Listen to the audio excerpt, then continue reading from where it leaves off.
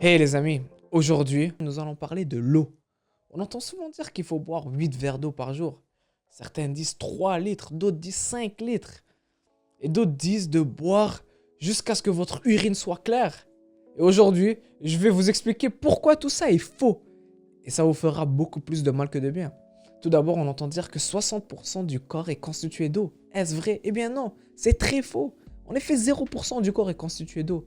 Ce sont des liquides mélangés avec des électrolytes, ce qu'on appelle les fluides. 60% du corps est constitué de fluides, ce qui comprennent votre sang, votre lymphe, urine, salive, les larmes et plusieurs d'autres. Que sont les électrolytes? Des minéraux importants, essentiels au fonctionnement de notre corps. Les plus importants sont le sodium, le potassium, le calcium, bicarbonate, chlorure, magnésium et le phosphate. Donc boire de l'eau par exemple ne reconstitue pas les liquides que vous perdez dans l'urine, à moins que vous consommiez également les électrolytes perdus. On a vu l'importance des micronutriments dans la dernière vidéo, et c'est ce que nous perdons lorsque nous faisons que boire et uriner toute la journée.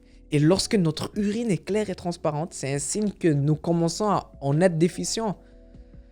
L'idéal serait une couleur jaune pâle. En fait, l'urine transparente est un signe de déshydratation, puisque l'hydratation est non seulement l'apport en eau, mais aussi en apport en toutes les vitamines et minéraux que nous perdons et que notre corps a besoin. Les minéraux comme le sodium, le potassium, le chlorure, magnésium, l'iode, le calcium, et ainsi de suite. Il y a aussi les vitamines hydrosolubles qui sont toutes les vitamines B et la vitamine C. Donc en fait, chaque fois que tu bois, tu dois t'assurer que ta diète est aussi riche en micronutriments pour que tu restes hydraté et ne te déshydrates pas. Maintenant, tu vas te demander combien devrais-je boire? Eh bien, la réponse est simple, bois à chaque fois que tu aies soif.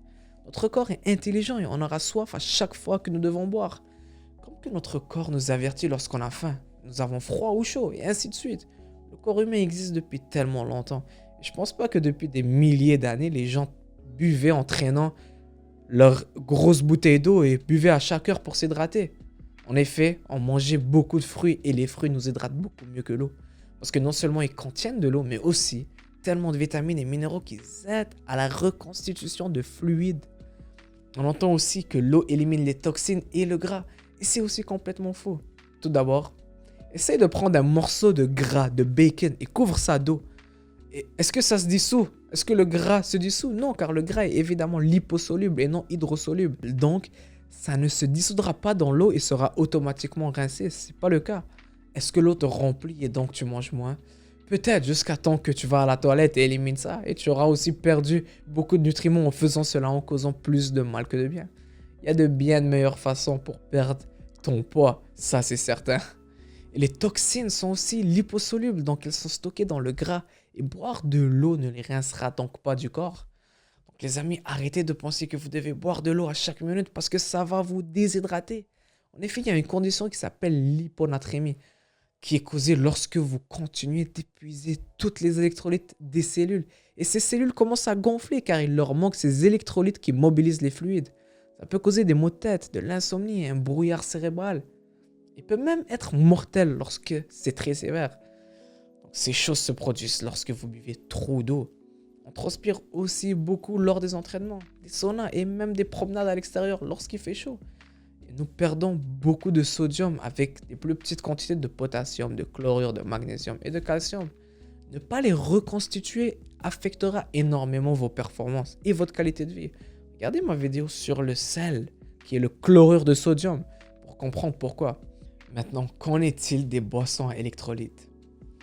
Eh bien, ils ne reconstituent pas les fluides comme le font les sources d'aliments naturels. En plus, la plupart sont sous-dosés en sodium pour qu'ils soient agréables au goût. Choisissez toujours les sources alimentaires naturelles. Les oranges sont riches en vitamine C et en potassium. Les produits laitiers reconstitueront votre besoin en calcium et les épinards sont riches en magnésium. Ajoutez-y du sel et faites-en un shake. Buvez ça avant ou après l'entraînement pour rester hydraté. Ça vous aidera beaucoup mieux que de boire une boisson en poudre que votre corps n'absorbera pas complètement. Alors voilà les amis, buvez lorsque vous avez soif et assurez-vous de consommer des aliments riches en nutriments pour rester hydraté. Car comme on l'a vu, l'hydratation n'est pas seulement la consommation d'eau, mais également de tous les autres électrolytes et vitamines que notre corps a besoin. Arrêtez de vous forcer à boire d'énormes quantités d'eau. en apportant votre gallon d'eau partout, car ça causera plus de mal que de bien et entraînera des carences. Et ça vous rend encore plus soif parce que vous vous déshydratez. Donc c'est tout pour cette vidéo. J'espère que vous avez appris, j'espère que vous avez pris des notes. La vidéo prochaine sera très intéressante. Ciao!